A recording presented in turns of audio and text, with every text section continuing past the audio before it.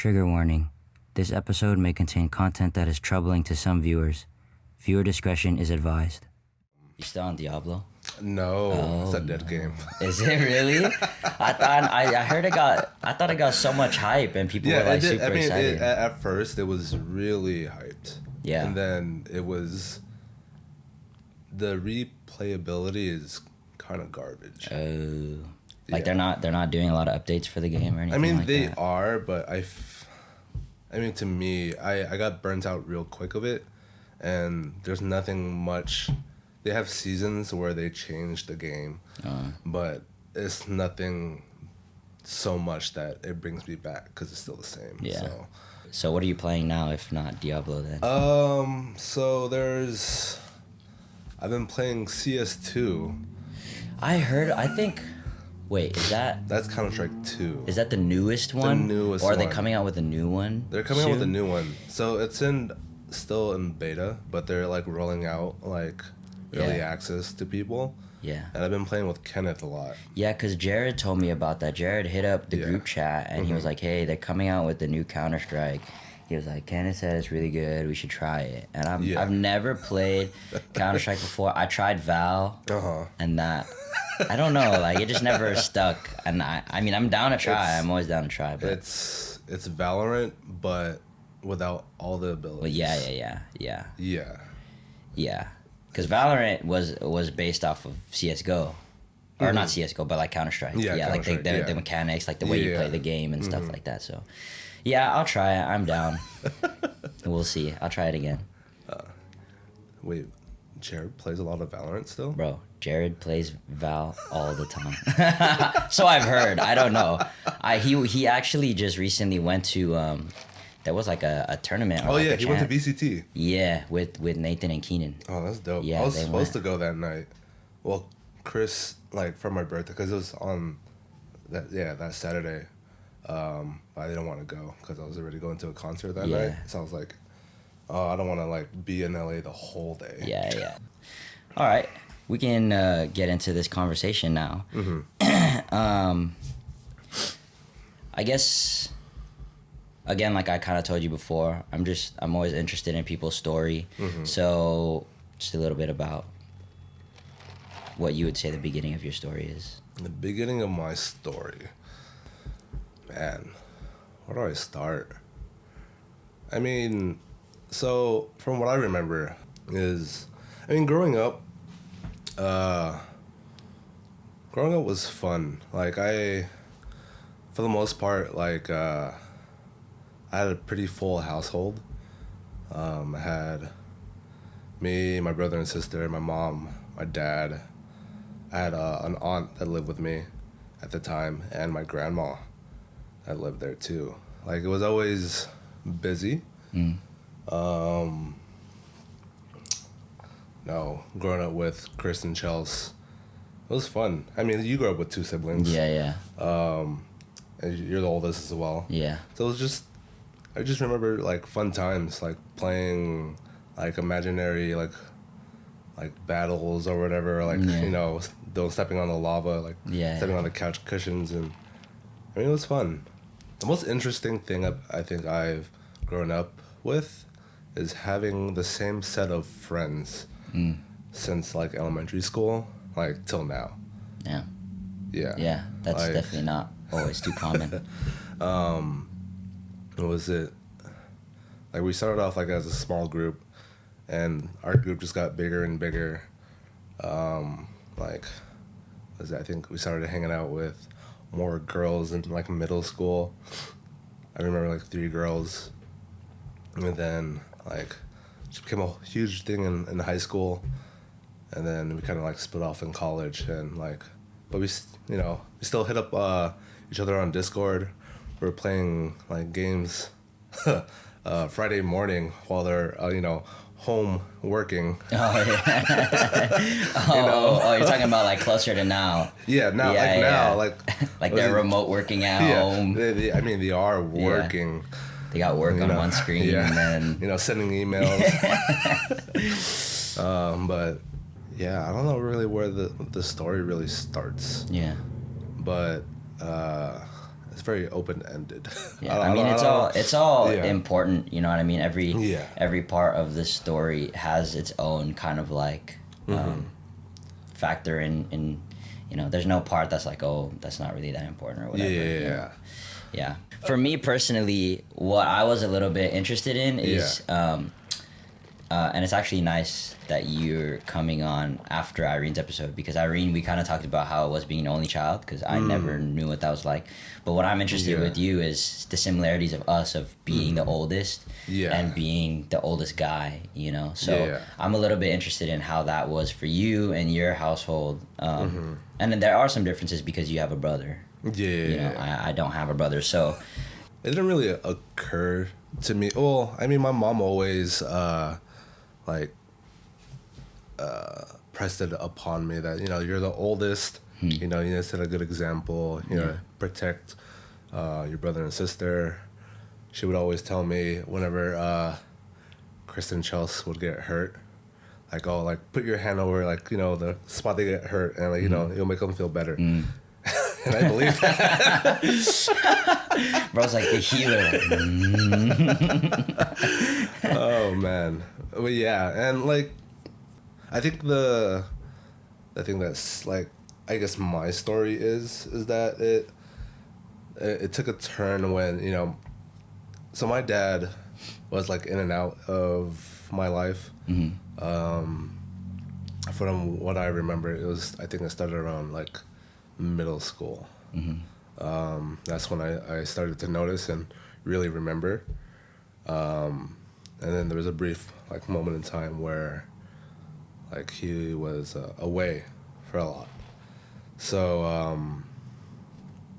and that's when my mom told me, like, hey, you gotta, you know, you're the man of the house. You gotta, you know, do this. You gotta, like, you know, get good grades, which I didn't. I was a terrible student. Terrible it's okay. student. I'm also the worst student out of the three of us, actually. Out of my two sisters. I know. So. I was the worst student, especially among my friends. Like, they were so smart. Like, my friend group consisted of, like, the valedictorian and, like, the salutatorian. Damn. Like, was it one of my good friends, like, he's now, like, becoming, like, a neurosurgeon. And and all my other friends are, like, either engineers or nurses or doctors. So I'm like me. At the time, I was just like, you know, like, I have to do this. I have to, like, get into college. I have to, like, you know, do big things. I gotta, you know, this is like this is the way. You always felt like you had that pressure on you because of everybody around you. Yeah, exactly. Especially with, you know, my mom working so hard. Like, I don't know how she did it. Like she raised 3 kids. We had our grandma at the time, and my aunt, but still, that's 3 kids by yourself. And then, you know, my dad in and out. It's just, it's wild. Like, I have a hard time on the weekends, like, watching my nephew. Not even the full day. It's just, you know, and, like, I get so burnt out. I'm like, I don't know how you did that with 3 kids. 3 kids working full time, and, like, I get it why she was so stressed and, like, why she wanted, like, you know, for me and, like, my brother and sister to, like, you know, strive to do great, so, you know, we don't have to live the way we are. You know, and I've carried that pressure on me. Like, it really became apparent in, like, high school, and in the beginning of college, and I cracked. It was hard. It took me a while to finish my AA. Even then, like, I still had to, I didn't know what to do. Yeah. Like, I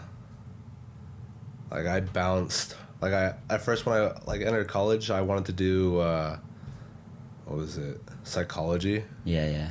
Because I like, you know, talking to people and, like, seeing how they work and, like, what makes them do the things they do. I'm a people watcher. Yeah. So it's just interesting. But I didn't like writing essays, so Yeah. The subject is interesting. The work, not. That's Not the literally, work. bro. That was literally the same thing with me when I went into college. I started as a bio major. Yeah. Because I was like, oh yeah, like I love animals and I like interested in science. And then I took my first bio class and I was like, yeah, nah, this is not for me. Like I'm not doing all these like 2-hour lab or like 3-hour lab classes followed by like an hour and a half lecture. Like, nah, cannot. Yeah, I couldn't do that. It's just like I'm not like a school person. Yeah. Like, Yeah. I like to get my hands dirty. Like I like to get into the So yeah, I just I really bounced around a lot in like my majors. I don't remember what I ended up majoring in at the end. Mm-hmm. I think I just picked one just to finish it, to get my AA. And then, like, even then, I still didn't know what to do. Like, I'm very envious of people who, like, they know what they want to do with their life. And, like, what career they want. Because, like, even then, I'm, 31 now? I'm, like, I still don't, like, there's not, like, one career as be like, I want to do this for the rest of my life. Yeah. And, you know, make some money off of it, make a good living to, you know, provide for your family and this and that. So I did that, went into HVAC because I needed something. Like, my mom brought it up, and then I went to a vocational school for that, did that for like a year and a half, finished that, tried to get a job. But I don't know what was wrong with me at the time, but I think I got a few job offers, but I didn't take them because it's not what I wanted at the time, or the type of job I wanted. So I didn't do it, and I just ended up taking like odd job, not even an odd job. Like I worked at Chick-fil-A. Yeah. Worked at Chick-fil-A, and then ended up working at like a boba shop with was it Josh, Michael, and all them. Yeah. And I was like, man, like, I think I was 23, 24 at the time. I'm like, I don't know what I'm doing with my life. So I just made the drastic decision that came out of left field. I was like, maybe the military, you know, maybe the military can get me like straight and like. So what made you think about that? Was there somebody that told you? No. Or it was not like not even an ad on TV that you watched. No.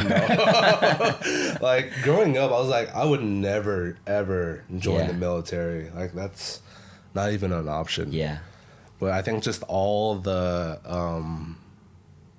things that like led up to that point of just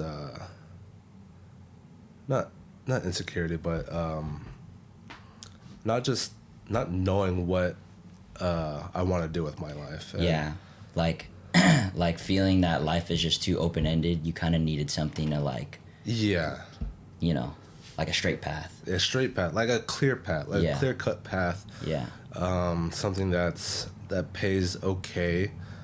That, you know, I'm not spending like hundreds of thousands of dollars on a degree that like I know that I won't use because I'll probably just change my mind like a few months after.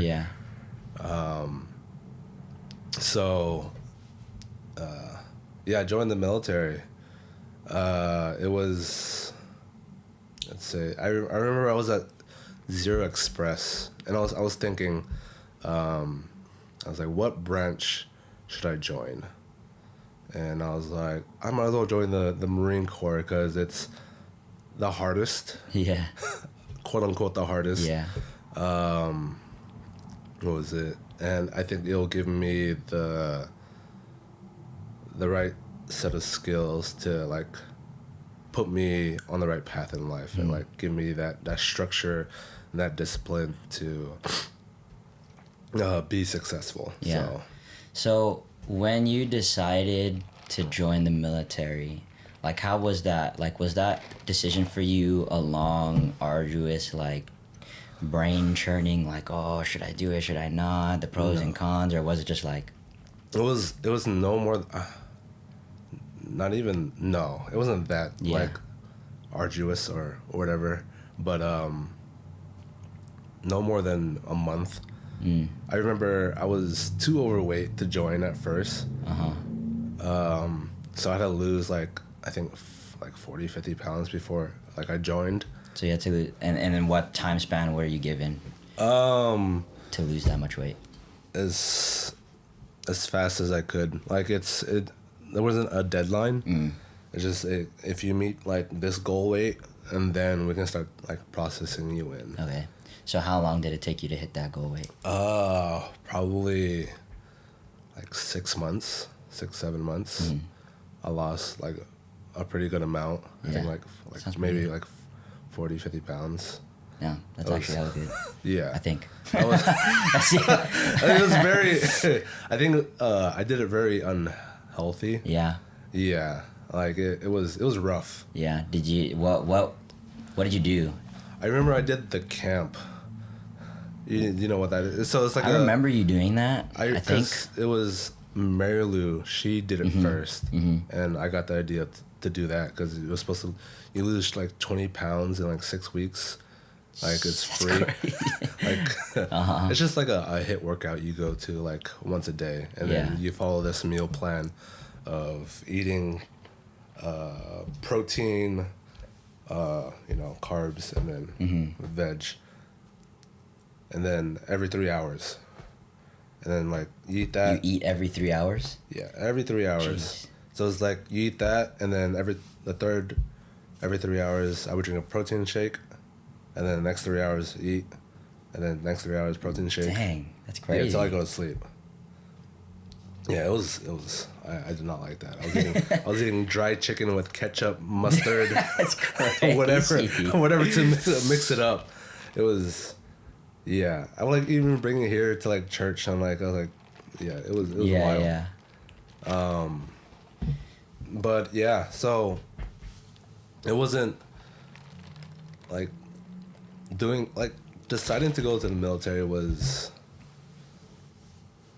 like I wish that I consulted like God with it like in that decision in my life, but it was out of like not fear but like just I needed a drastic change, especially like I had a budding like relationship at the time, and like in my eyes like where I was at in life, like I can't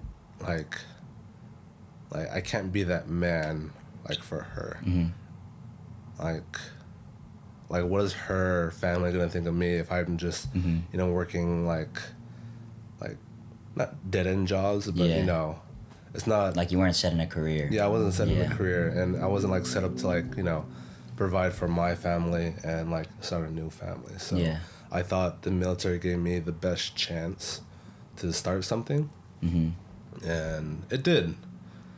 But it came with a lot of things that I didn't think I would get. Yeah. Yeah, so I joined in 2018. I joined in the Marine Corps. It was wild. Yeah.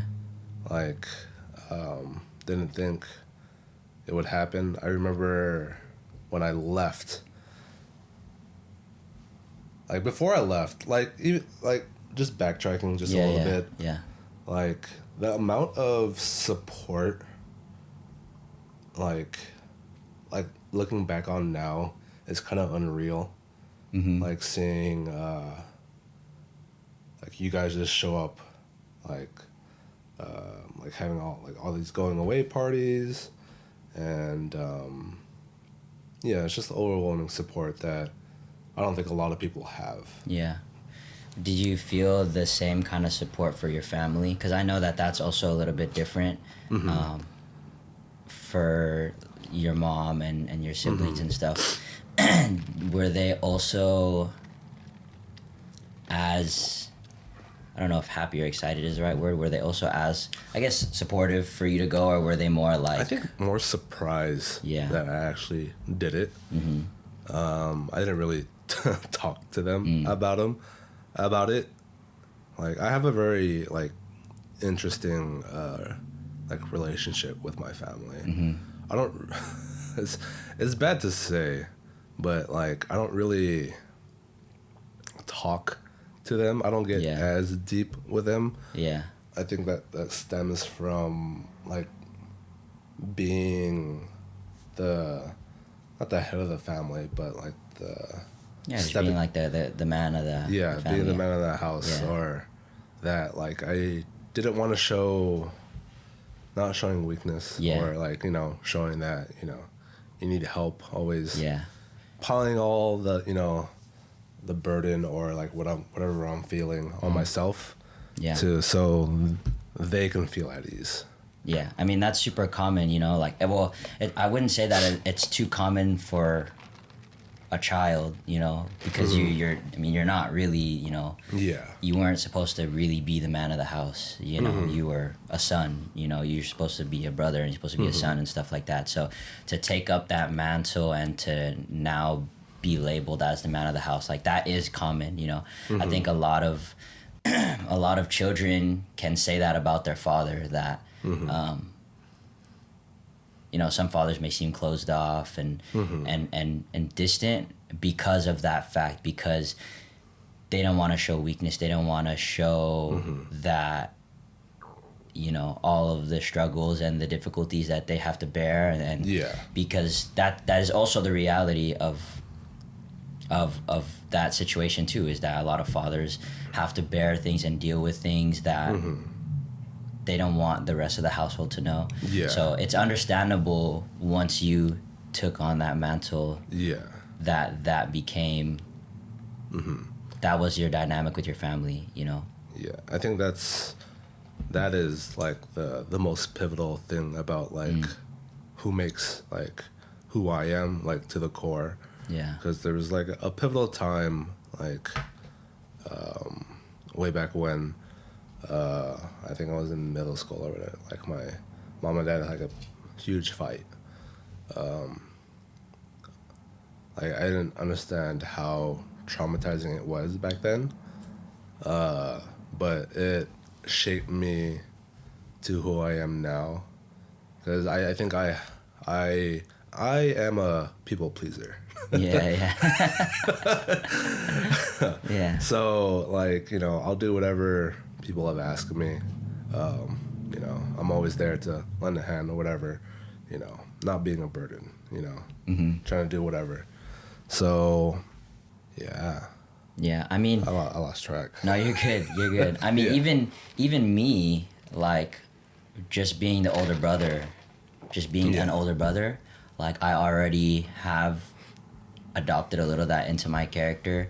Like it's hard to open up with my sisters and stuff like that, my younger siblings, because of the same reason. Like I just, for me personally, and I know that they will probably see it in another way, because I've had conversations about this with Daph, like a fresh perspective, and I was telling her like I find it hard to see the value in me showing them like my hurt and showing them like you know, like, oh, because they are very open with me, like if we're driving in the car, they'll just like, this is what happened to me today, this blah blah blah, this and that, like this is what I'm going through, it's so annoying, blah blah, like they'll open up, and then it's just not reciprocated back on my end because of that reason, where it's like, what does it matter that that I like am also going through stuff, like I'm supposed to be here for you, and that's just me being older brother. So more so,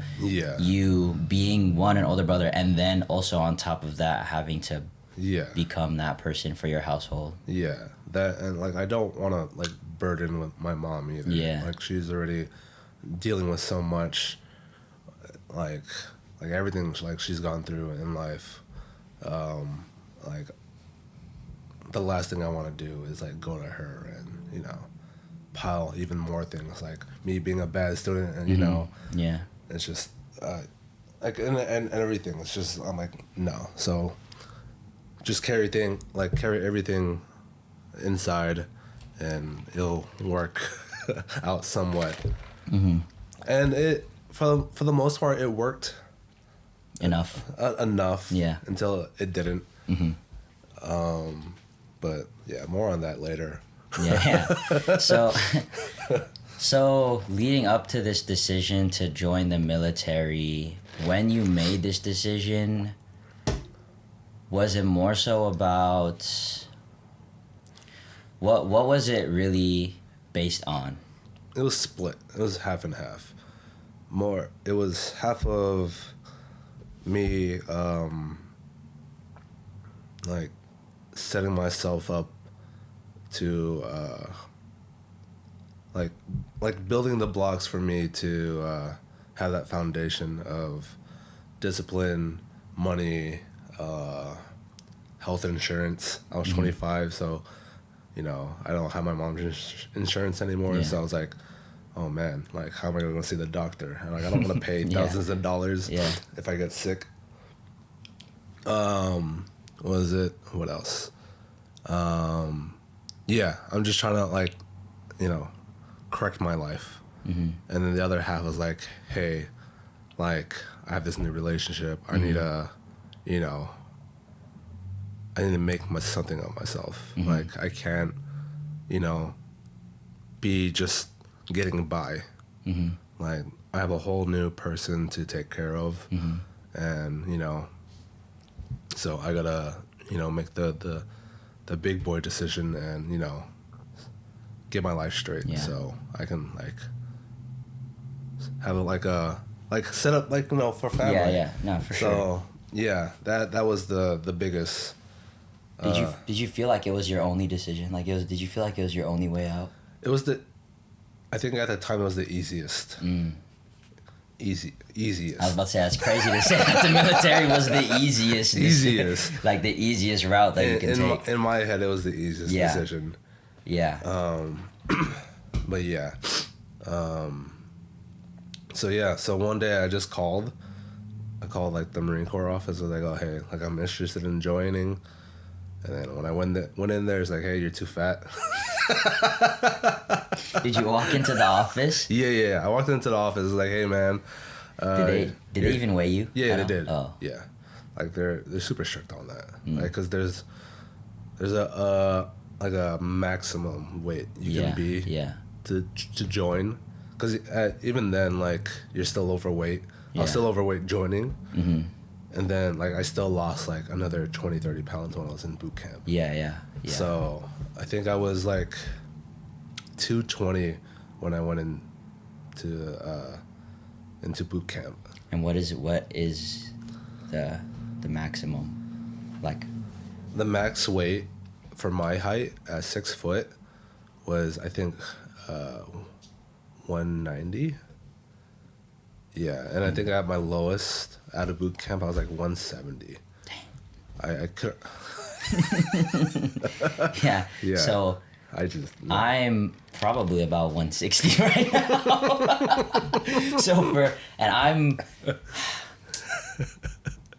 I'm like, I guess 5'6", 5'7", 5'6". Anyways, I'm a lot shorter than you are, and I'm about 160. So to say that you were 6 foot 170 at the time, was pretty crazy. Yeah, we were running a lot. Yeah. So it was wild. So at the beginning, I remember like being at the beginning. I got dropped off at. You're supposed to go to the airport, San Diego airport, and then that's where they pick you up in the buses. I remember like in the bathroom, trying to like freshen up, and then like that's what you first like meet your. You see a drill instructor, like they're in the airport, yelling already. I was like, oh man, what did I get myself into? Exactly, like it was a wild. And then like we're all lined up, single file line, like in the airport, and then like loading up onto these buses, and then like they tell you it's like dark, it's at night, so you're supposed to when you get into the bus, like you're supposed to keep your head down, like you can't look up, and it was just kind of surreal at the time. This is all quiet. Quiet little bus ride all the way to like MCRD, And then, yeah. And then stepping on those yellow footprints for the first time, I'm like, this is a mistake. I know, I was about to say, were you like regretting it in that moment? Oh, yeah. I was like... You were already regretting it, nothing even happened yet. Exactly, because I don't know if you've seen any videos of like was it Marine Corp, like boot camp? Yeah, I have, yeah. Yeah, so it's just like, it's literally the same thing. Like, they get on the bus, it's like, oh, you did, like, oh, I'm like stat starting this, blah, blah, blah, this, and then they start yelling, like, get off my bus, you know? Yeah. And, you know, you gotta do, like, everything, like, yes, sir, no, sir. Yeah. Aye, sir, if, you know, if they ask you a question and you say aye, sir, it's like, what the fuck? It's like, that's not, that's a question. Yeah. I was like, okay. So, I was super nervous. Like, just, if you, like, knew me back then, it was completely out of character of, of, like, who I was as a person. I was like, okay. I remember clearly, I was like, during the first night, it was, there was a moment of, after we just, like, we had to take a shower, and we had to, it's like this big, like, rectangle room of just shower heads. No walls. Huh? No walls. No, they had all the showers on. They just, like, a wagon wheel. Like, you just run through all, like, the showers, and, like, you change into, like these green skimpy shorts and, like, a white t-shirt. And I just remember, like, lined up against the racks, like, looking across, and I see this, like, Mexican kid with, like, big old, like, flared nostrils. He's, like, with a scared look on his face and, like, freaking, like, snot running down. I'm like, oh, jeez. I was like, what the hell am I doing here, man? I don't want to be here. Like, it's so chaotic. And it was just like, oh, man. It was, yeah. It was, like, it's funny looking back at it now. Yeah. Like, you can ask anyone who's like been to like boot camp, like they loved like talking about like boot camp stories. Yeah. But it was wild. It was the first time like I never felt so uncomfortable in my life. Yeah. And I couldn't go home. I couldn't quit. And like, oh hey, like, you know, this is not for me. Oh, you can't? No, you signed a contract. Oh, okay. Like, yeah. Dang. Unless you say like the magic words of like, you know, I wanna unalive myself. Like, yeah, you can't. Dang, that's crazy. So, when was the first moment that you kind of thought to yourself like, all right, I'm gonna do this, like I'm just gonna suck it up, I'm just gonna do it, and you actually started like to push yourself to do the things? I think so there's this thing called Black Friday, where I think it's called Black Friday. It's where you meet your drill instructors. So they have this whole spiel, like you're sitting in your barracks, and then or your little squad bay, and then like you're like sitting there, like, and then you meet your drill instructors for the first time. Like, mind you, like this is like you stay up for like a day and a half to like reset your system. So I'm like doing like paperwork, all this like administrative stuff. And then, like, the day after, I think it was Friday, they're like, yeah, here's your drill instructors. And that's where I had to lock in. Because, like, you know, that's where, like, well, I was about to cuss.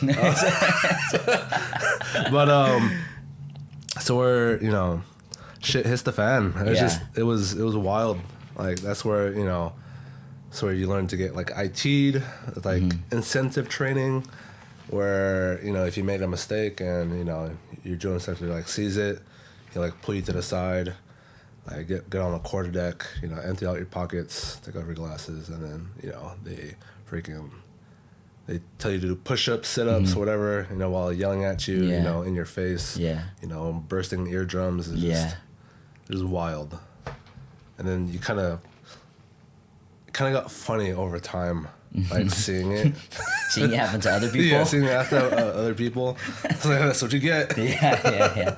Yeah. But, yeah, meeting my drill instructors for the first time, I had great drill instructors. At the time, I didn't know, like, what, you know, I was, like, really green when it came to, like, knowing the rankings and all that. Yeah. And was it in the military? So like my drill instructors consisted of 2 staff sergeants and 2 gunnery sergeants. And I didn't know it was like a high rank at the time. But yeah, and they were like extremely like decorated and like in ribbons and like medals. Yeah. Like they were extremely accomplished. Like my, what was it, oh man, I'm blanking, but the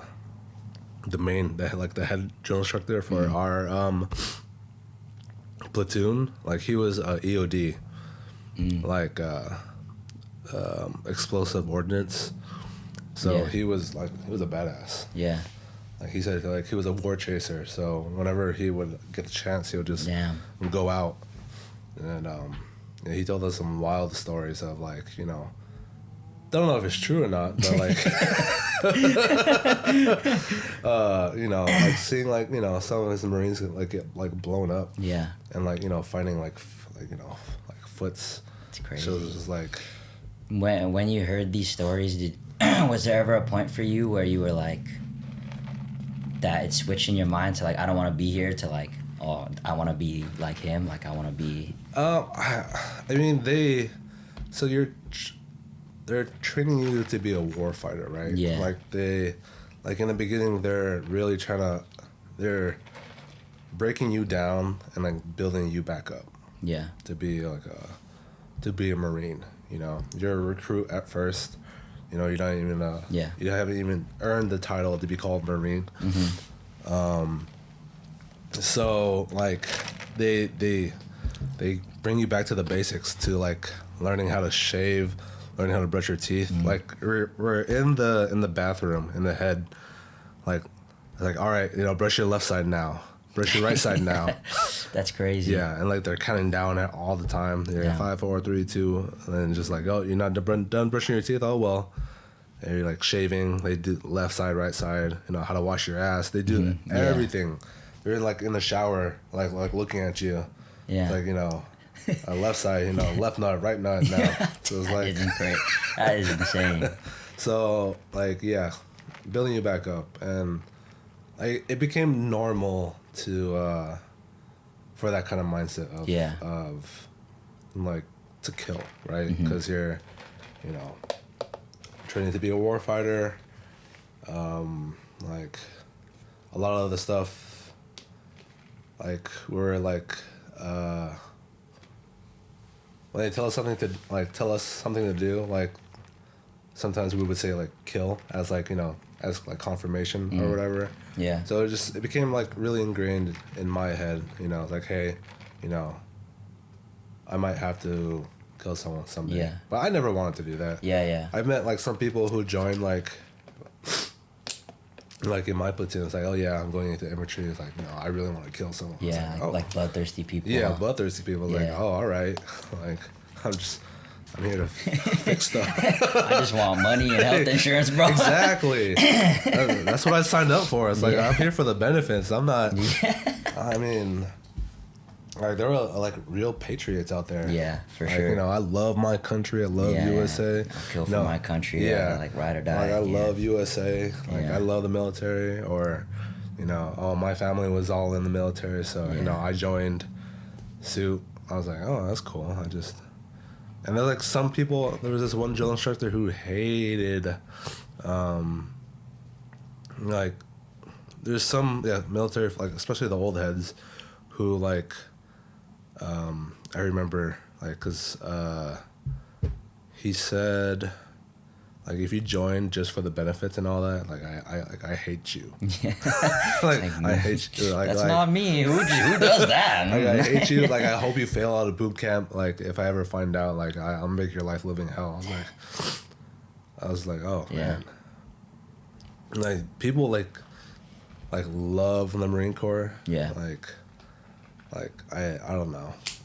It's not for me. Yeah. Like, but yeah. So, yeah. Yeah. What would you say would be one of the biggest mind shifts, like the way that your mind works? Like, what would you say would be one of the biggest changes that you've had from being in there?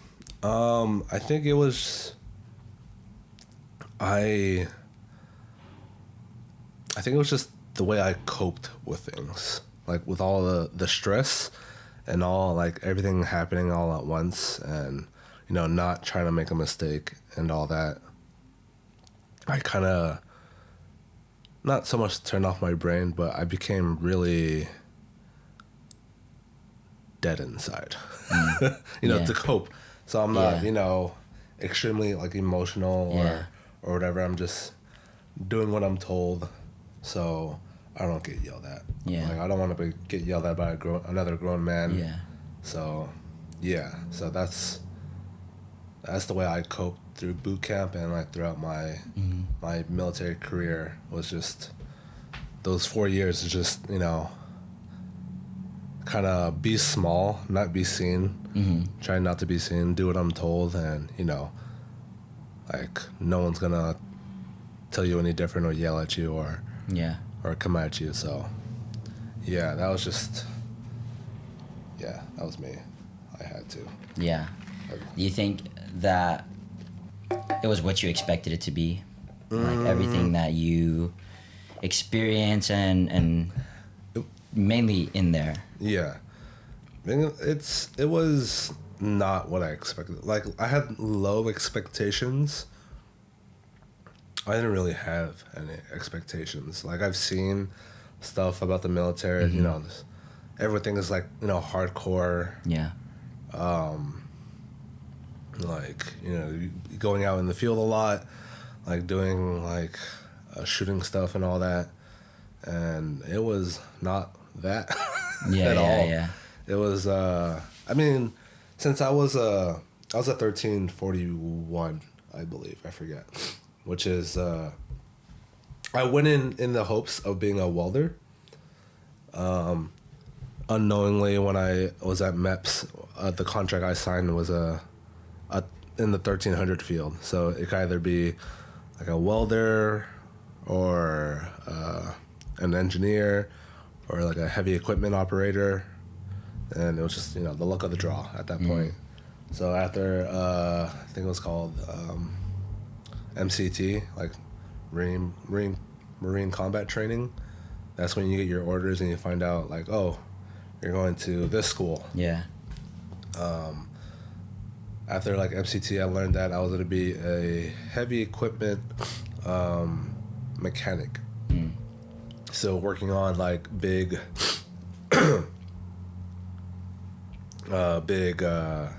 like John Deere, not farming, but, like, construction equipment, like bulldozers, forklifts, all that stuff. So learned about, like, hydraulics, diesel engines, so did that. Went to Missouri. When you got sent to that school, was that in Missouri, that when they shipped you out to Missouri, or? Yeah. So how long did you spend in Missouri? It was, I think, 3 months. It wasn't that long. Yeah. It was my first time on a plane going out to Missouri. That was wild. I almost missed my flight because I was in the wrong Concorde. Was it just you, or was it you and a few buddies? There was a few together? few people, like, I knew of. And I was like, I got lost at the airport. I got food, and I thought I was in the right place. So you were like traveling alone, like. Yeah, traveling alone for the first time. Yeah. So I was like, oh man, and like just with the like, I don't want to miss this flight. I don't want to get in trouble. Yeah. I'm gonna get yelled at over the phone. I'm like, oh no. So I made it onto my flight. I was like one of the last people to board. Mm-hmm. And like I saw like some of the other Marines there. I was like, dude, where were you at? I was like, and at this point, when you're moving around like at the airport and stuff like that, are you dressed? Oh no, not just, yet. No. Yeah, I don't know. I just being in the Marine Corps, when I see like people like in like other branches like wearing their like their uniforms and stuff. In their uniforms, I'm like, why? So it's not required of you to. I know I only speak from like the Marine Corps perspective, is that we're not allowed to wear our camis out in public. Mm. We could wear our dress uniforms, like the dress blues or our alphas, the green ones, or the black, and I was like, I'm not gonna wear that out in public. Yeah. Like, no, like you can really tell like who's a Marine already. Yeah. So I'm like, I see no point of it. Yeah. And when I see like Army, like people like walking around in their stuff, I'm like, ugh. I was like, why? Yeah. Weirdo. So you went to Missouri, and how was it like? Out there in Missouri, not only just because that's the first time you've been there, but also being a part of the military? It was weird. So Missouri, like, it was in Fort Leonard Wood. Like, mind you, like, I've never, like, growing up, I wasn't around a lot of white people. Mm-hmm. So, and then you went to Missouri? Then I went to Missouri. Like, coming from, like, LA, like, Long Beach, Carson area, everything's, like, compact and everything. There's a bunch of stuff to do. And out there's nothing to do. Mm-hmm. So, and it was just, like, experiencing all these new things and, like, different cultures and different backgrounds and different, like, walks of life. Mm-hmm. It was really nice. Like that's the one thing I didn't expect going in. It's just like learning like people from the East Coast or like the Midwest. Like growing up on like on a farm or whatever. Like like back home I have like we have like 3-4 acres. I'm like, dude, like I think my house is like our plot of land is like 1,300 square feet. I was like, it's wild. It's just Missouri, there's nothing. Yeah. So since there was nothing to do, you guys, I would imagine, had free time, right? Like, or no? So we did. So what I quickly found out about the Marine Corps or just the military in general, it's like a 9 to 5. Like you go to work, you wake up at like 6 a.m. 5 a.m. We work out every morning, do whatever, run 3 miles, do whatever, and then get ready for, at the time in Missouri, for school, because that's what we're there for. So going through all the modules about like electric or engines and all that, hydraulics. And then you go back to your room. I had two other roommates. Mm-hmm. It was two white boys. Of course. 2 of the weirdest white boys I've ever met in my life. Dead. Are you still keep in contact with those guys? No. One short dude. He's like probably like 5'5", 5'4". He was really short. And then another one, he was weird. Like all he did was drink like soda. Mm-hmm. Like they were just kids. Like probably 18, 19. Like and at the time you were? At the time I was 25. So I'm like a lot older than like a lot of these Marines, because a lot of them are either like straight out of high school and joining, or like early 20s. So I'm like, so it was, they were messy. I did not like. Yeah. It was wild. So, one thing I hated. So this is one thing that I would never join again, just because of this one thing is like field day. Field day is, you know, when you clean your room, you get inspected, and you know, to see if your room is clean. If it's not, you're gonna clean it until it's clean. Yeah. And I think it was at its worst. I think in school in Missouri, because I remember this one they would go do like random inspections as well to see if your room is clean, if you didn't take out the trash, or you know your blanket is not aligned, like you know there's no triangle at the end of your it's like it was rough. And then like there was one night they made us take everything out of our room into the hallway, and like, oh yeah, clean this square, now clean this square, now clean your toilet, now clean your sink. It's just like it was like, dude, it was like 11, 12 o'clock already. I was like, why are you? It's just, us civilians call that spring cleaning. But yeah, it was just, oh man, I hated it. And then like even in my first unit, it was like, oh man, I hated my first unit. I mean, like that's where like I spent most of my time in North Carolina. Like that's where like I found like lifelong friends in. But the specific unit I was at, it's like I never left boot camp to the point where it's like, you know, it didn't feel like we were treated like humans. Like I was always on edge because I didn't want to like, you know, piss off like one of my NCOs. And this is in North Carolina now? Yeah, this is in North Carolina. So what is the timeline of that? So you went to Missouri, and then after Missouri? After Missouri, you get your orders, you find out. I remember we were all waiting. It was like probably a tail end of Missouri, of our school.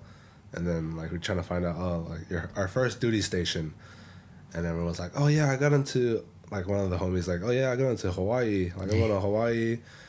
And like even before that, we have a wish list of either West Coast, East Coast, or overseas.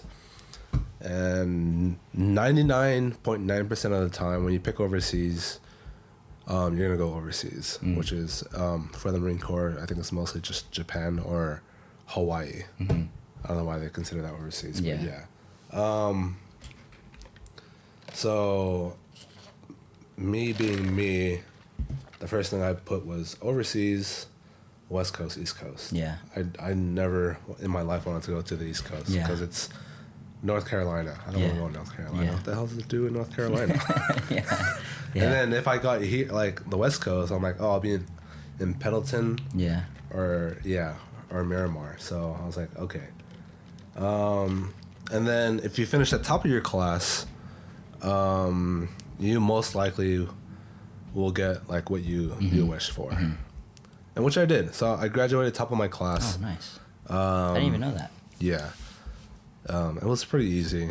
Like everything was open book, and then like a lot of hands-on like on training. So yeah, what when you say you finished the top of your class, what consisted of getting you there? Like you're saying it was a written test. It's mostly written tests and like practical exams, like you know like hydraulics, you know, knowing how that works, or like how to like hook up batteries, how to read stuff. Was there any like shooting at all? Or no, just for your school? This is just for school. Yeah. So that was in MCT, like before I went to the school. That's where you do all your Marine Corps combat training, learning how to shoot, hike, going like a 10, 15 kilometer like hike with your rucksack. Yeah, with all your gear, your rifle, just a backtrack. Like in MCT, I think it was the first time we had female Marines. do MCT in Pendleton. Oh, not Pendleton. Yeah, Pendleton. Yeah, it was the first time we had female in our MCT, and they train in the East Coast, so everything's flat ground when they hike and all that. We had hills. Yeah.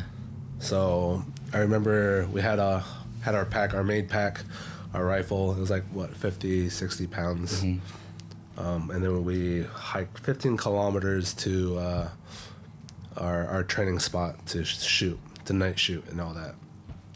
And there's like 3 or 4 companies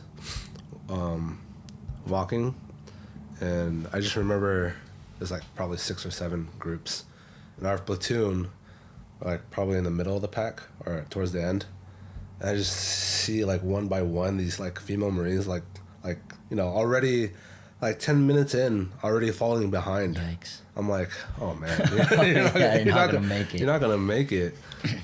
And did they get treated the same, worse, or the same? The same, yeah. You're getting yelled at all the time. But it wasn't any worse. Like they didn't treat him any worse. No.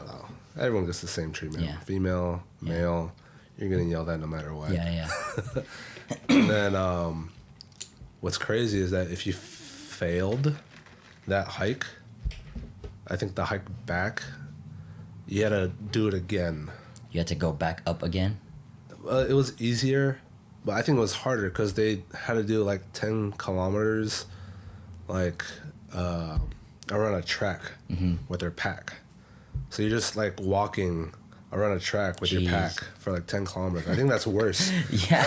So it's like, sorry you couldn't make it the first time. We're going to make it harder and make you do it again. Exactly. Because there was a time limit of like you had to pass like this point or you fail the hike. And like a lot of people failed. I'm like, I don't know how you guys are making, like I was no means the most like athletic, like strongest, fastest like Marine. Yeah. But like I was surprised like how like some people were so like unathletic or like out of shape or they weren't cutting it. So I'm like, if I could do it, I was like, I don't know why you guys aren't like. So that's like another shocking thing is like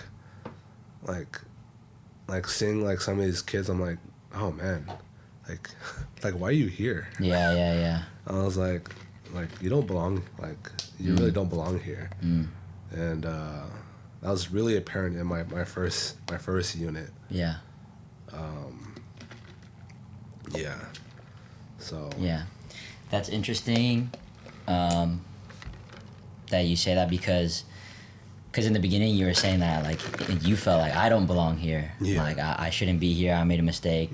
So what do you think went into that mind switch of like you saying that I don't belong here to you taking that sense of ownership of being there and then you pointing out other people like, wait, actually you're the one that doesn't belong here?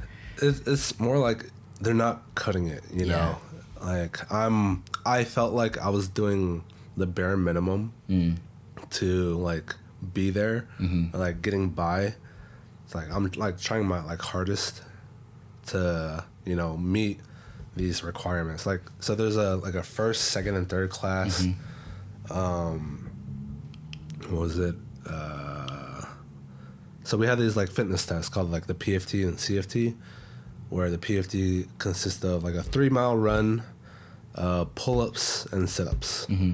Did that realization of you outperforming others, I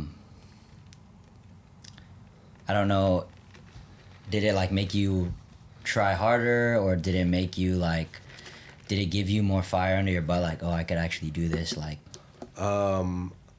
it was, I think the ego boost and the most proud I was to be a Marine at the time. Yeah. Was in Missouri because it was a Army base, and there's other branches there. So there's the Army was there, the Air Force was there, some Navy were there too. But yeah, we would like be running in the morning, and like all the other branches are doing their workouts too. And when we do our 3-mile run, like there's a path we take, and then, you know, we see like some Air Force and like Army people running, and I took pride in like, you know, passing them up. Yeah. It's just, you know, we're the Marine Corps. We're supposed to be like the fastest, the baddest of the bunch. I took a little pride in it. It's just like, like, oh, look at the Marines over there. That's pretty tough, bro. Yeah. That's cool. So you said that in North Carolina you made friends there that you consider lifelong friends. Oh yeah. So how did that turn out? It's to be the case. I say this because I think we went through a lot. So as when you go in the rankings, there's like the junior Marines, meaning like, so there's private is the lowest, private first class, Lance Corporal, those three. And then going in, I was a PFC, then Lance Corporal, and and then there's the NCOs, which is corporals and sergeants, and then staff NCOs is like staff sergeant, gunny, and then so on. And like my first unit, it was rough. Like everyone was like had a, like, you know, something up their ass. Like, always yelling, like over like simple stuff too. I'm like, all right, like I guess this is how it is, because that's all I know. And I was like, all right, like it's my first time, like, you know, my first duty station. I think at that time, like they were cutting back on the hazing, like, you know, so they weren't like supposed to just outright like, you know, dog on you, and like shit on you. So I'm like, I remember one time when I first got there, I was like cleaning the restroom with like a toothbrush, you know. Jeez. I was like, and then with like another like new junior Marine, and then like 2 NCOs were in there. It's like, you know, just telling me what to do. But they're doing it with us, you know. So, you know, I'm not just being singled out, you know. So that's how like they get around it. It's like, oh, I'm doing it with them too. So it's not, you know. They're not really doing it. So that it's just, I just remember a lot of yelling, a lot of animosity. It's just like, that's why I went really numb to cope with it. Because if I did that, like, I'd be able to handle like being there. Like in that space and all that like chaos. So I'm like, if I just don't feel, then, you know, I'll be fine. And that's how I got through. And that's how, like, I met like some of the, not being numb, but like in that chaos, like there's like you form a bond with people like who go through the same crap as you. It's called trauma bonding. Exactly. So like, definitely. And that's how like I really bonded with these guys. Like there's a lot of them. There's like Torkington, Brown, Ochoa, Utnik. Like I love them. Like Cass. There's a whole bunch of people. Like we broke the chain of like the leadership above us really wanted us to be like hard asses.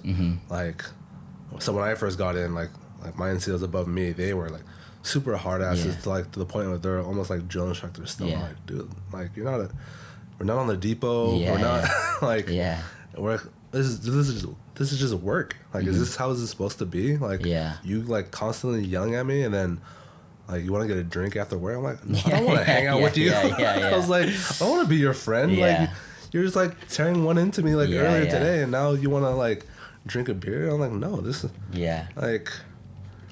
like we'll be like, you know, co-workers, but we're not. We're not homies. Buddies, like, no, like the way. Like, there's, man, So like yeah, we did that. And then when we became like NCOs, and when we finally like climbed the ranks, we're not junior Marines anymore. We're NCOs. We're like slowly trying to not be so. Yeah. Like come to a place of like understanding. I'm like I don't know how like you can just switch up, because sometimes you like say we're both junior Marines, and then I get promoted. And now, you know, we're both homies now, but now I'm like on the other end, like now I'm like, you know, drilling into your ass. Yeah. It's weird, yeah. Yeah. So I'm like, no, I can't do that. Like, yeah. Like, especially being older, like, what, 25, and I'm getting yelled at this, like, 19, 21-year-old for not taking out the trash. Yeah. Or, you know, it's just, I don't know. It was different. So, and like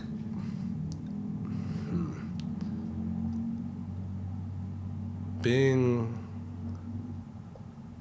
it was nice, like the junior Marines, like I was like the bunch of junior Marines I had, because I don't know, they're just cool people, like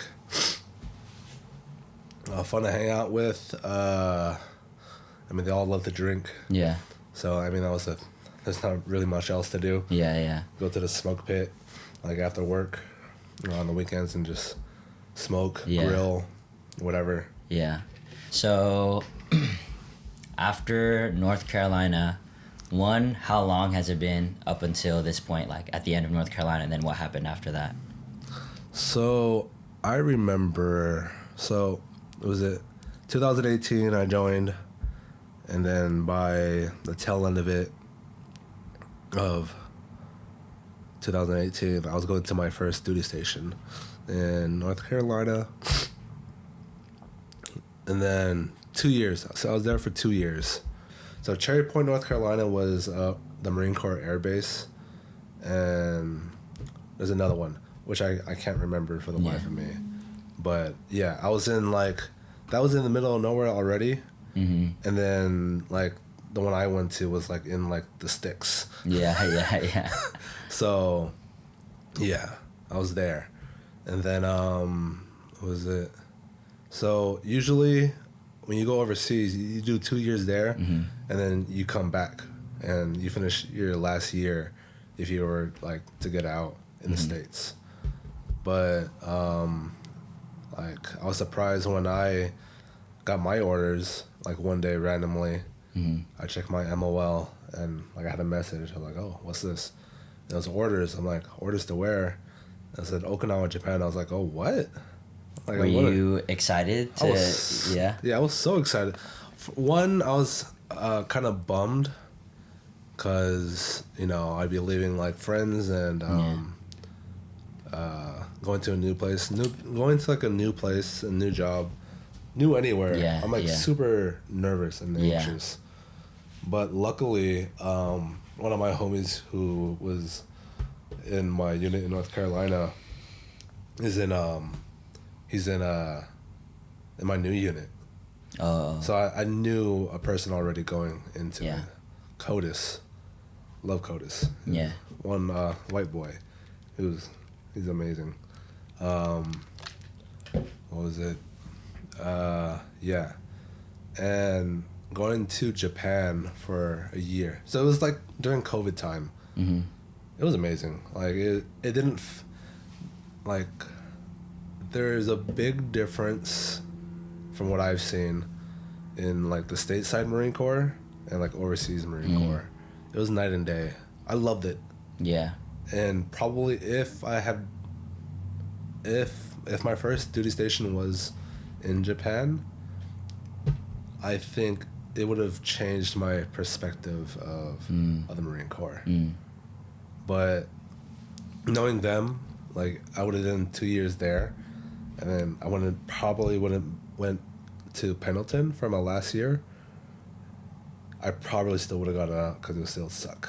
Yeah. Because it probably would have been the same in North Carolina in there. So let's just say if you did all 3 years in Japan, do you think you would have been okay to go back? I think I would have stayed, or at least extended, because you could do that. Yeah. Extend in Japan, and then I mean, at the time, like I was in a relationship, so that took an account. Oh, yeah. Like, you know, if I stay in, like, is it fair for her if I, you know, do that and still be separated? Yeah. Or, you know, or do we get married and then, you know, bring her along? Yeah.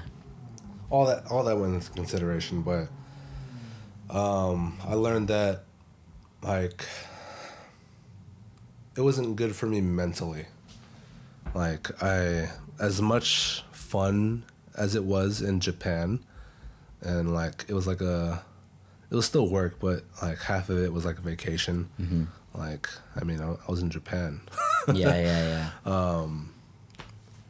I needed to come back. One, for her, and two, just to you know, actually get out and, you know, just get away from it all, because it was too much. Like, I always give props to like people who do stay in, because it's hard mentally and like physically on your body. Yeah. Like, always, like, you always have to be in tip-top shape. Like, always be ready to run 3 miles, or, you know, long period of time, especially in boots too. Just being tip-top shape. I give props to people who like stay in for 20 years. I'm like, they're all broken by the time they get out, and I don't want to be like that. Yeah. I never saw myself spending 20 years inside the military. The culture is not for me. I miss my friends and family, so yeah, I needed to come home. Yeah. So yeah.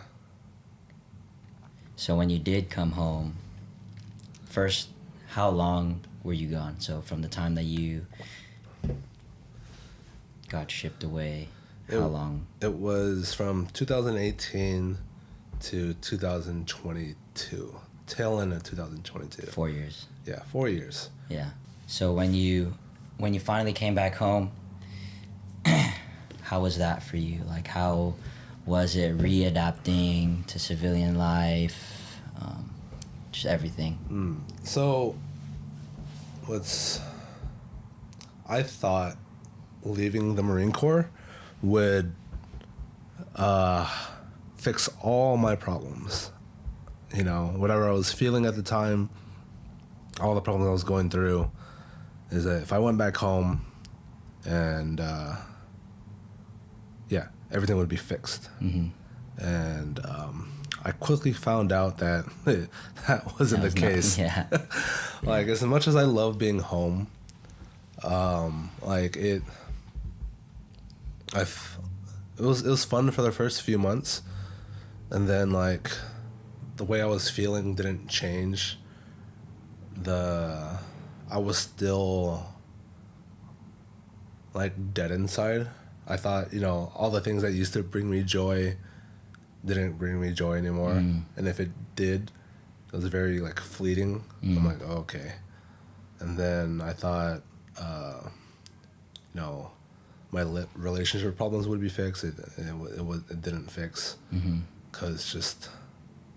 because how I was, and I didn't understand that. I thought, you know, being with, like, the church again, and being, you know, going back to Bible study, seeing everyone, like, I've never felt so alone. Like, even, like, surrounded with, like, all, like, these people. Yeah. Everyone, like, who loves me, you know, being back with my family, I just felt out of place. And I didn't understand at the time. Yeah. Like I don't think I was ever, like, depressed, or I'd never been depressed. I didn't know how it felt like. Yeah. Or, you know, so, like, feeling all of that, because I remember there was one Bible study where I was, like, sitting in the back. I was, like, looking at everyone, just like, wow, like, it just didn't feel right that I was there. So I'm like, I never felt this way before. Mm-hmm. And like, it just, all these like bad like thoughts and all that, it was coming at me. And I was like, it's like, why do I feel this way? Like, why am I feeling this way? Like, I don't want to feel this way, but I am feeling this way. Like, and yeah, it just attacked me. And it just got worse and worse. And just like, yeah, I just like spiraled out. I was just like, oh man, like, I don't belong here. Like, you know, so much has changed. Like, I don't know like any of the dynamics anymore. Like, it's just like everyone has like moved on with their lives. Like, there's like so much has changed since 2018 to now. Yeah. And like I felt like I didn't belong anymore. Yeah. And, like, you know, there's no place for me.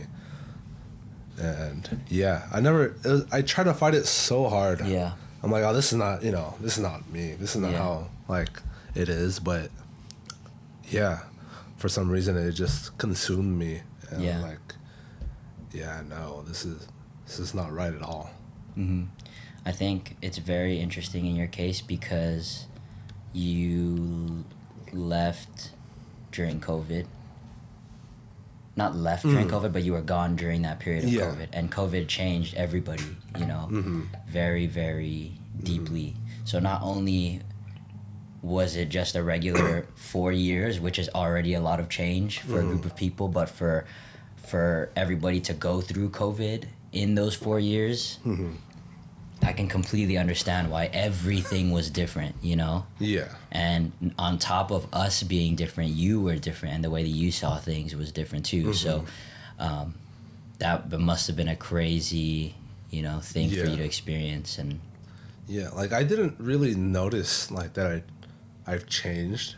People have always told me that, you know, you're different. Yeah. I remember the first instance that I think it was at your house. Surprisingly enough, I was talking to your dad, and he's like, you changed, like, you know, like, was it like something in your eyes, like, you know, it's like you're different. I'm like, oh really? And I just did you feel proud of that statement?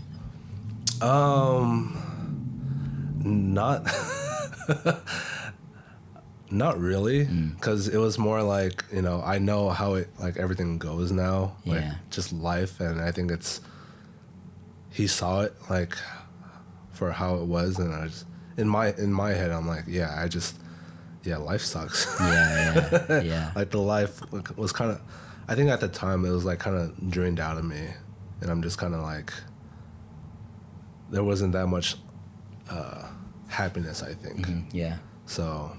yeah, and like even like more recently, I remember reading here on Sunday when you guys were having the meeting, and then I remember Roman saying like, yeah, like the way you talked like back then when you first got back, like it was totally different, you know, before you left, and I didn't know. Yeah. Like I thought I was the same person. Yeah. But I guess I've changed. Like I didn't notice the change. Yeah. But people, like, saw a change in me. So, yeah. I think that's the most surprising thing. Yeah. Yeah. Would you say that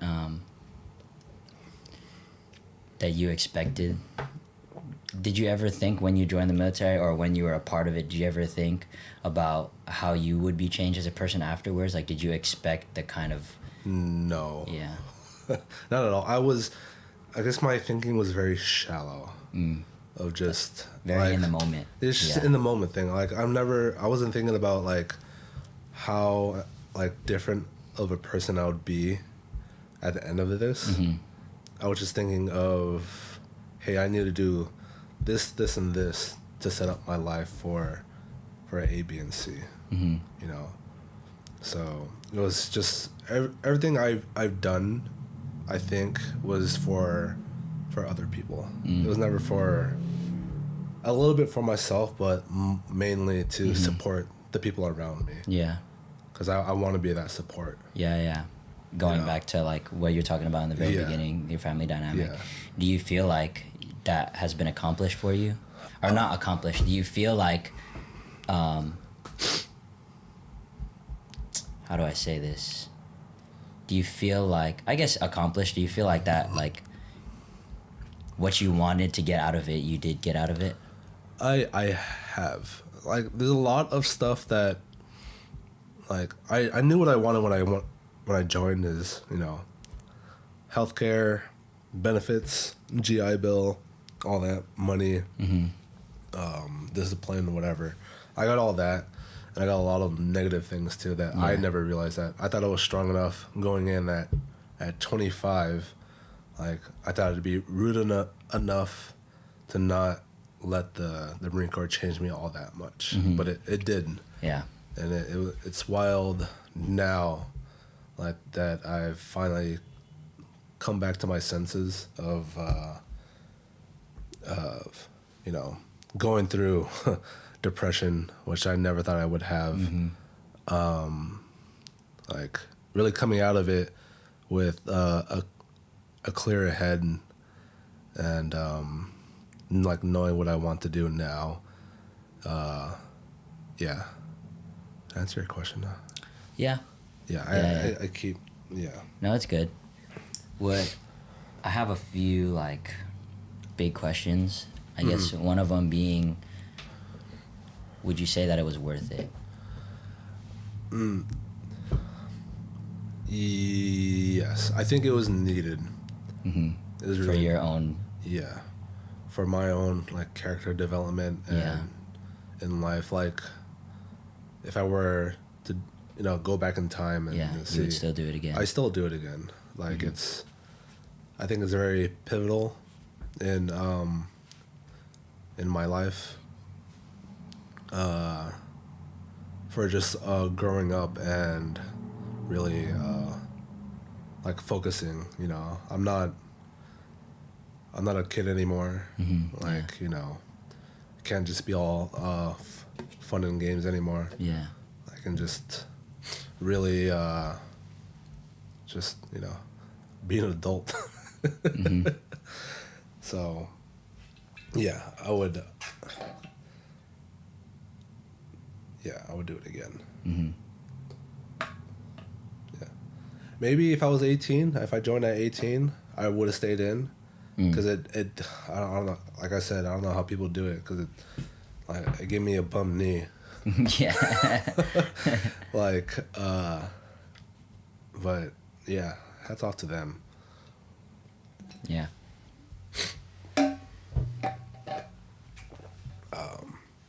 I miss it sometimes. Do you? I just miss the Marines, not the Marine Corps, the whole... The people. Yeah, I miss the people. Yeah. You still stay in contact with a few of your guys, yeah? Yeah. I do. Brown and Utnik is probably the two that I talk to the most. Utnik, he's still in. It's crazy. That's good. So, I guess to kind of, like, put a bow on your time in the military, I'm interested in kind of, like, I guess the main touch points that, like, the main experiences and the main kind of big things that you had during your time. I mean, what I taken out of the Marine Corps is that I learned to cope in really unhealthy ways. Yeah. I became, like, a shell of a person that, like, I didn't recognize. Coming back here. Like, yeah, it, like, they instilled discipline into me. Like, I learned how to shoot a rifle. Like, learn all these other military things. Learn how to fix a truck. I went to the Philippines, all these places. But I think the biggest everlasting thing that the Marine Corps has done for me, besides, like, the people I've met, and it's just, like, all the trauma and all, like, the burdens I've held in finally, like, broke me, and I became, like, numb, and, like, I was no longer empathetic towards, like, a lot of things anymore, and I like didn't care anymore unless it affected me. Yeah. So like I became like really like irritable and like non-empathetic. Yeah, I yeah. just didn't care unless like, you know, unless I liked you. Yeah. So, and then yeah, I just didn't care. And there was like a big, like I've told this story a lot, and this is like it's a big story though. Like one of my Marines in Okinawa tried to kill himself. Like he lived like across from me. He was older. He joined at 29.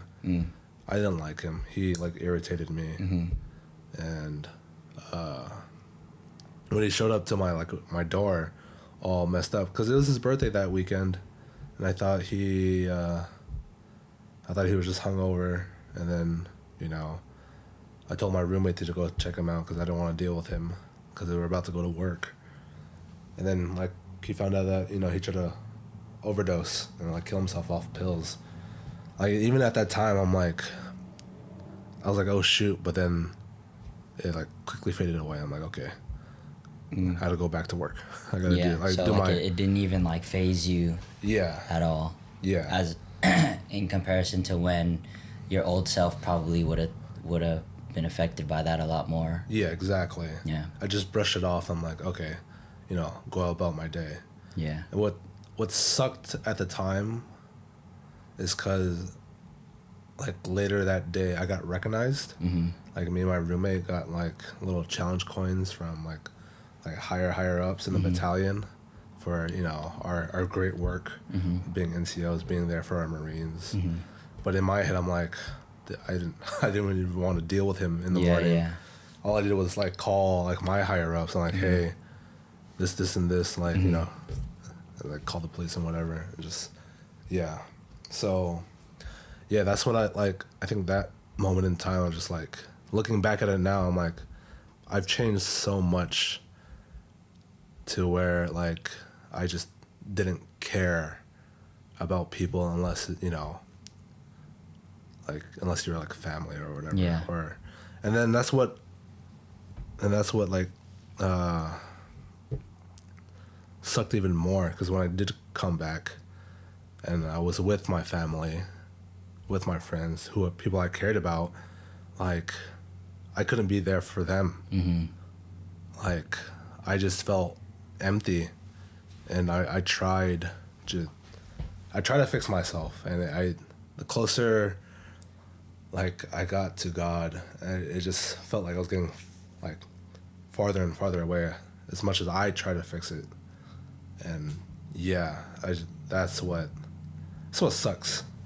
As much as like I thought the military would be such a good thing for me, like it was, yeah, that aspect that I took is just the worst. Yeah, listening to your story, it's crazy to hear that in the beginning you felt like the military was the best thing for you. You thought the military would solve all your problems. You get into the military, and then you feel like coming home is going to solve all your problems. It's going to be the best thing for you, and you get home and then you have a new set of problems. And I think that,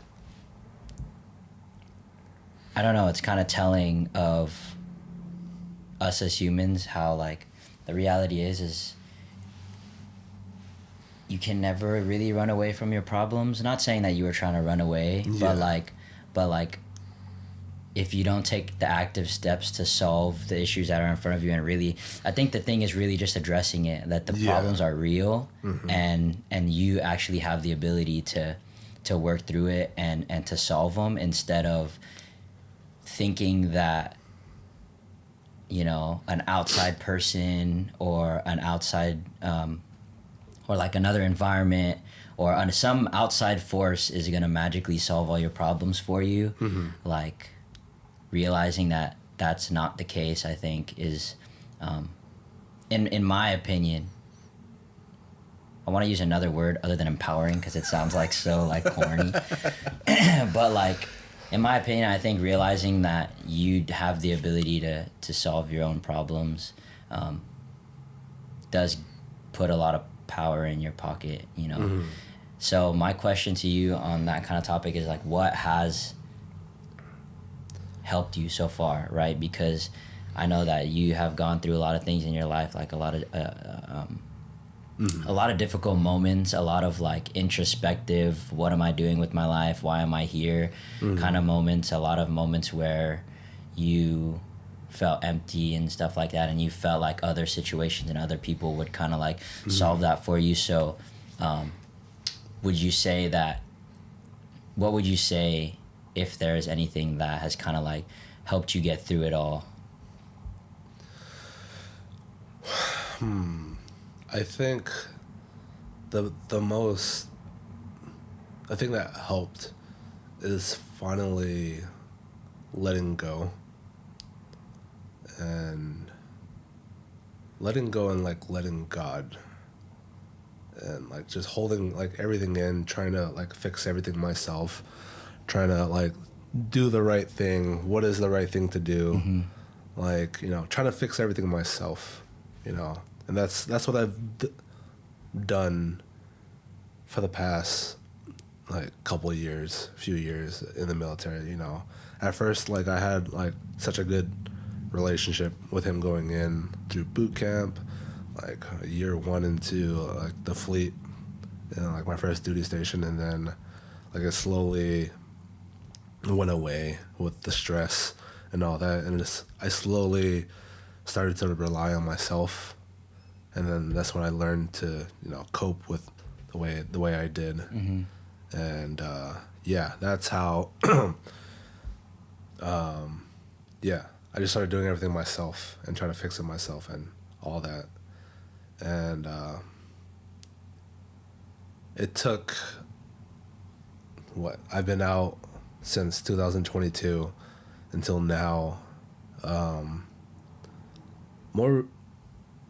It's very recent. It was when we went to Tulum, actually. It was the first time in a long time. I think that was my first real vacation. Like, growing up, I never really took vacations to that extent, going to a different country. Yeah. I've come home from the military on vacation for 2 weeks. Yeah. But it was always met with, I have to do so much in so little time, but then I'm going back to work. Yeah. So I never felt like, I never felt at ease until I went to Tulum with, you know, for Josh and Kiana's wedding with all you guys. And it was nice. Like, for the first time, like, I wasn't worried about my relationships, about school, about like all the worries in the world. I was just enjoying my time and, you know, in the present, which was so nice for a change, because if you know me, like, I'm very in my head. I'm the textbook overthinker.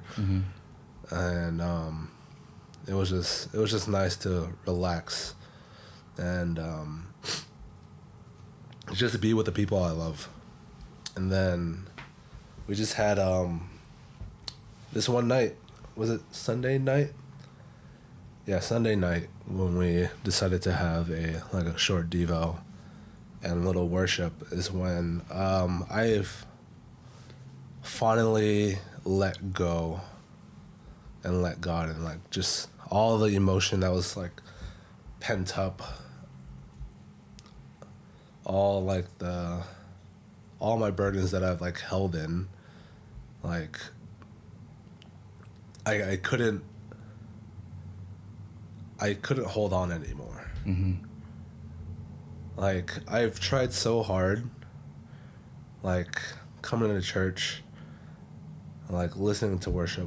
I think the best thing I love about Christianity, or just, you know, my faith, is worship. I love worship. It's my favorite thing. But like being back, like I felt nothing as much as I tried. And when I did, it felt so fake. I'm like, I've never felt like this. Like, how come when I'm listening to Brother Marlon singing, or like listening to like the worship band, like I can't, I would feel so fake if I was singing words or raising my hand. It doesn't feel right. It felt empty. I was like, what is this? Like I was just sad. I was just like, it doesn't feel right anymore. And then, so that night, I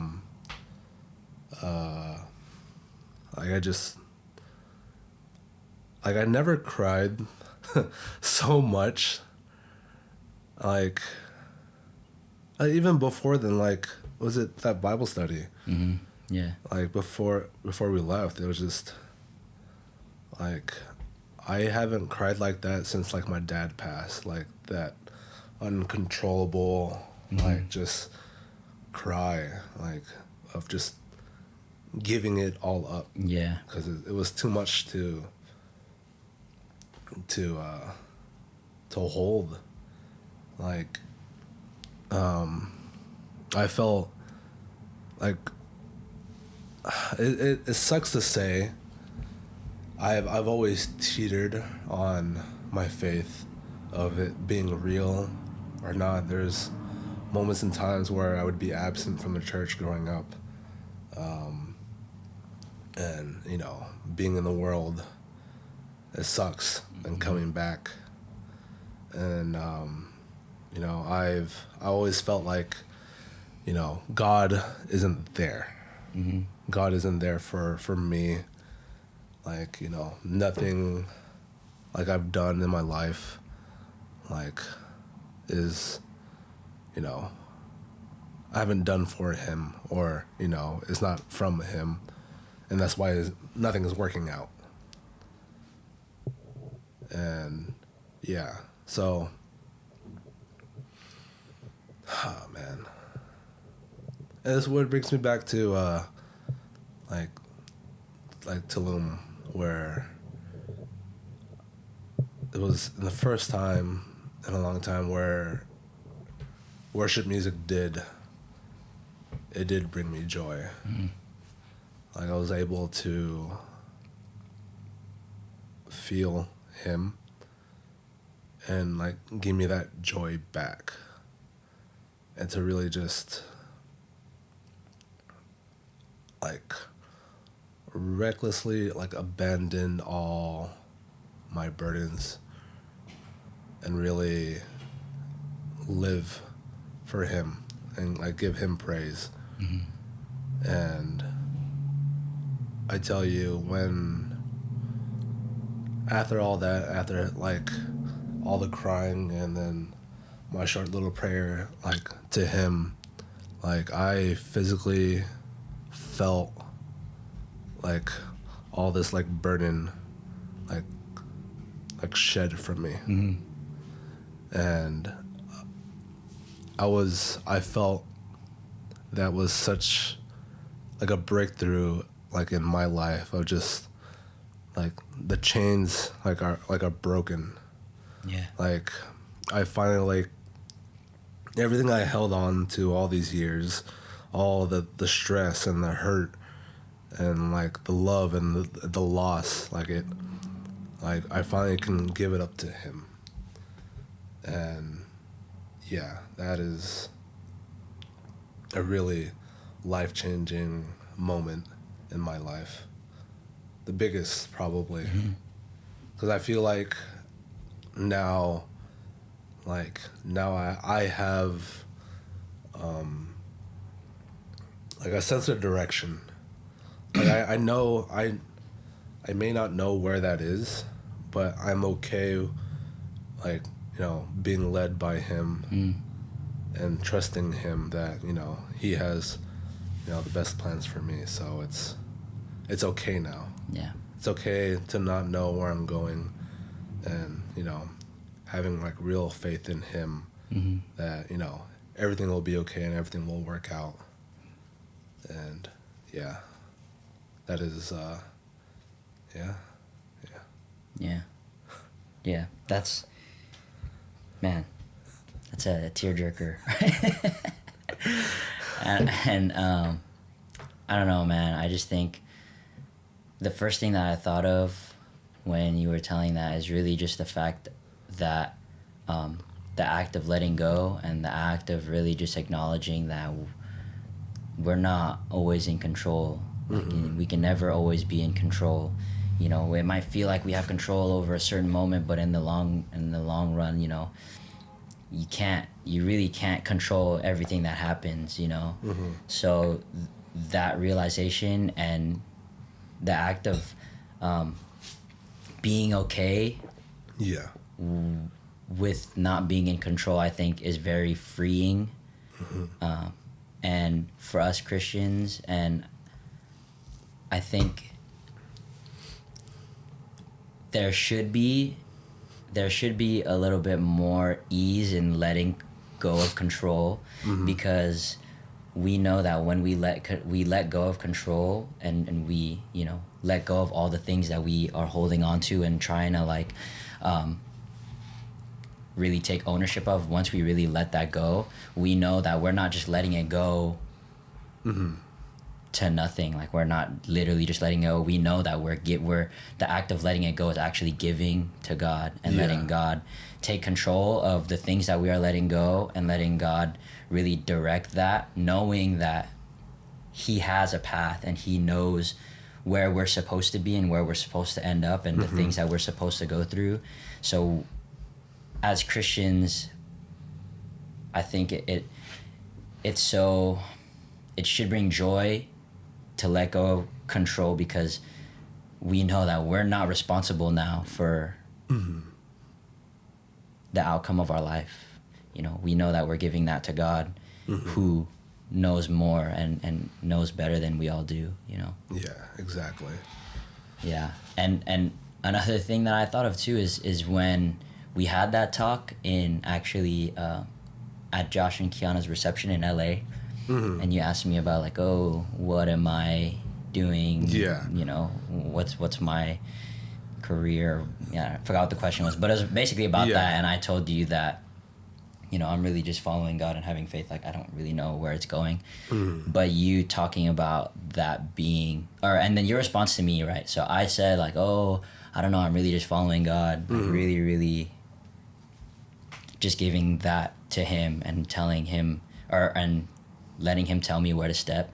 You know, your response to me was like, man, like, I can't, like, I applaud you for having that kind of faith. You know, it's hard for me to be that way. It's hard for me to have that kind of faith. Like, I couldn't. But hearing you now talk about this is where you're at that stage in your life, and hearing how your walk with God has developed from the trauma that you've been through and the experiences that you've had, like, I can see that is the faith that you are now having, like, with him. And that wasn't even, like, our conversation wasn't even that long ago. Yeah. You know, and I really do feel like that you do have that kind of faith now, that you're developing that kind of faith of like, God, you know, throughout my entire life, I've put so many burdens, so much responsibility, so much into my own hand, and took a lot of people's expectations of me to heart and really held onto them so tight.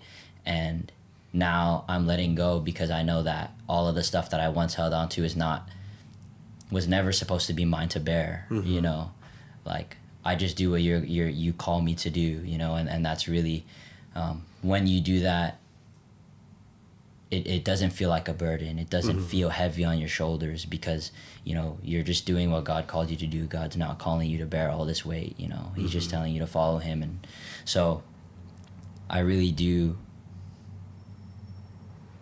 applaud you, you know, to getting to this point and where you are with your relationship with God. And I'm really glad to have heard your story, because like I said earlier today, like, even though I vaguely know the stories of people that I talk to here, like, every time, like, no fail, I'm always surprised to like learn new things and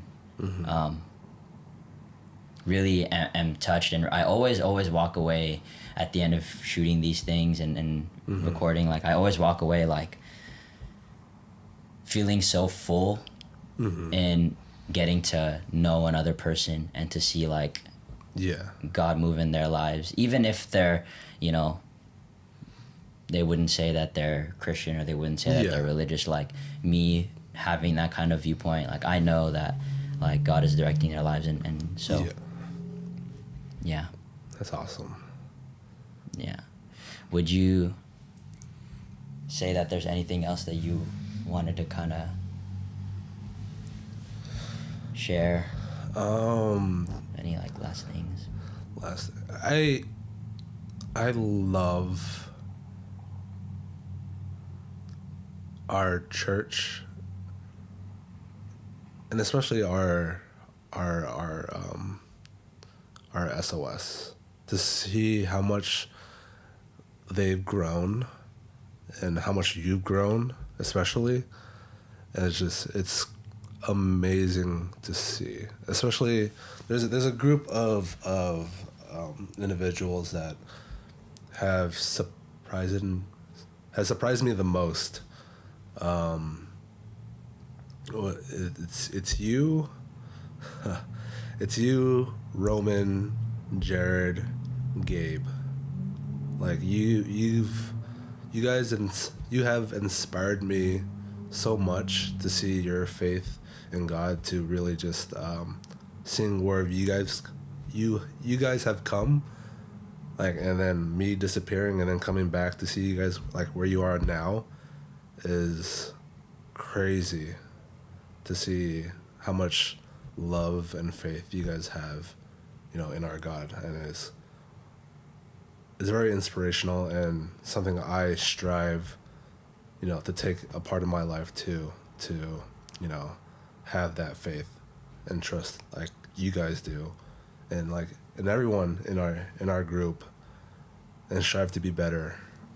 So it's very, very awesome. Yeah. Thank you. I appreciate that. You know, I think, I feel like I've had this conversation recently, or have this conversation multiple times with multiple different people, but